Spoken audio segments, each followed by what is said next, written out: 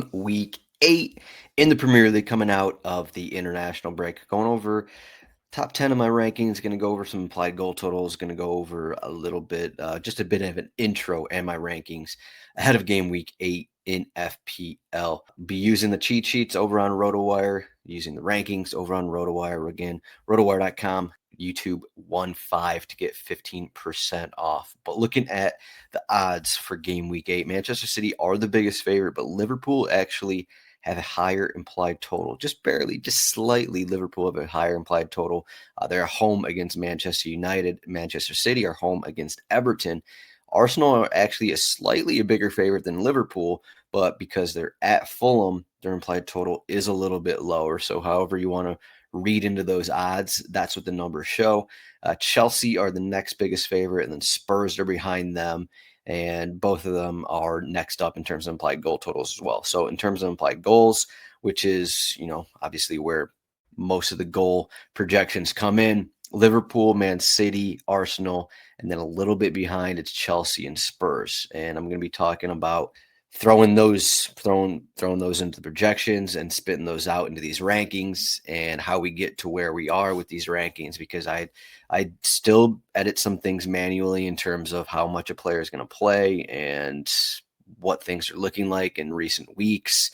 But even then, as we're looking at the rankings, there are some things that I just can't change because of this is what the odds say, this is what the projections say, and this is where we're at. So I'll be diving into these kind of things. So again, Manchester City are the biggest favorite home against Everton. And what that means is, okay, Erling Haaland, once again, one of the more popular players. Actually, I think he is now maybe Joe Pedro. They're pretty close. Haaland, probably after Game Week 8 or even right before Game Week 8, Haaland will probably be the most popular player in FPL, and now he's home against Everton. City have some good matchups. The City situation is just a little different than your Arsenal and Liverpool, just because of how likely he is to score than basically everyone else on the team. I think his implied goals for this one may be like 0.8 by himself, whereas if you have Arsenal, you have like Gyökeres, you have Saka fighting for goals, battling for goals. You got the PK situation between those guys. Liverpool, Isak, Gakpo, Salah. You have the situation with all those guys. And again, we've barely seen Isak in this side or even in form in this side. So there are some questions in terms of that. But as we move into what the rankings look like in Game Week 8, unsurprisingly, Haaland is at the top. That doesn't really deserve much of a conversation there. He will be the most popular captain.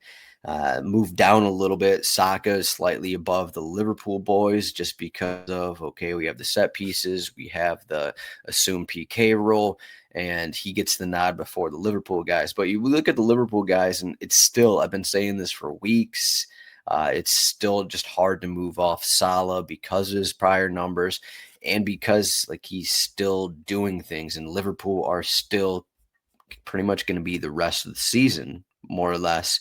They're going to be one of the bigger favorites almost every week. I mean, you look at that Chelsea match, he had a couple shots, he had 4 chances created. He's getting shots, he's getting chances created every match. It's probably a matter of time until maybe he is a little more consistent than what he's been. Maybe he's a little more consistent than the stoppage time PKs that he's been getting, the late goals he's been getting. Maybe he's going to become a little more consistent at some point. But it's still hard to be like, okay, Salah has been disappointing for the beginning of the season, so let's just drop his projections because of that. We're still at a place where I don't really want to do that completely yet. So Salah, Gakpo, Isak in that situation, I think I have Isak here a little lower than those other guys just because of got the international break. He wasn't 100% fit going into the international break. So what are his minutes going to look like? I still have Isak's minutes a little lower than the Salahs and the Gakpos of the world. And then below that, we get into some of the strikers. Of course, we have Arsenal as the second biggest favorite with the third highest implied goal total. Again, his numbers are a little trickier to project because, again, his limited minutes with this Arsenal team. But he is up here because he also has some of their higher goal odds. Again, it's not too surprising. Voltemade is up here as well. Again, number 9. Maybe a bit of a PK question, but I still think Anthony Gordon is on PKs for Newcastle. I think mainly he's up here because this Brighton defense hasn't really been that good this season, and Newcastle's projected total isn't that high. But overall, I think what we're getting from Voltamade is that kind of like Isak, it's going to be Newcastle kind of, sending balls into him and giving him opportunities, whether to score with his head or whether to score in general. 3 straight games with the goal. He's not getting a ton of opportunities, but he is converting the ones that he's getting. Of course, he had the 2-headed goals against Arsenal and USG, I think it was, or maybe Wolverhampton was one of those. Then he had the PK later on against Nottingham Forest. So the projections maybe a little tougher. We'll see if by Friday, we'll see if he's still, after making maybe some more adjustments, he's still in the top 10 there. But next up, Phil Foden, set piece taker for Manchester City. The numbers really haven't been there lately. He had some good numbers early on.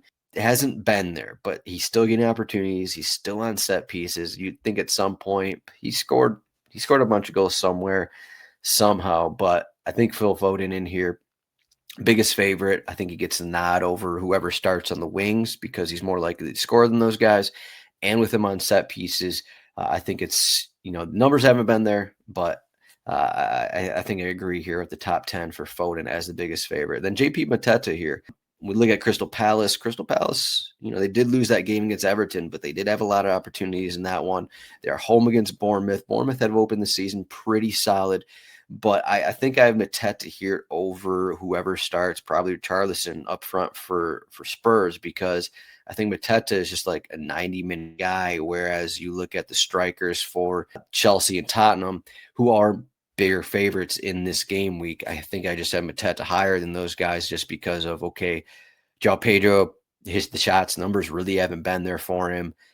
Spurs, Richarlison, Dice Tell. I mean, we're looking at guys who, João Pedro, maybe he's going to go off early. Spurs, Richarlison, probably going to go off early. That's what it seems like. Whereas Mateta, if this is a game, it's not like, Palace are winning 3-0 or something. You think that he's just a 90-minute player.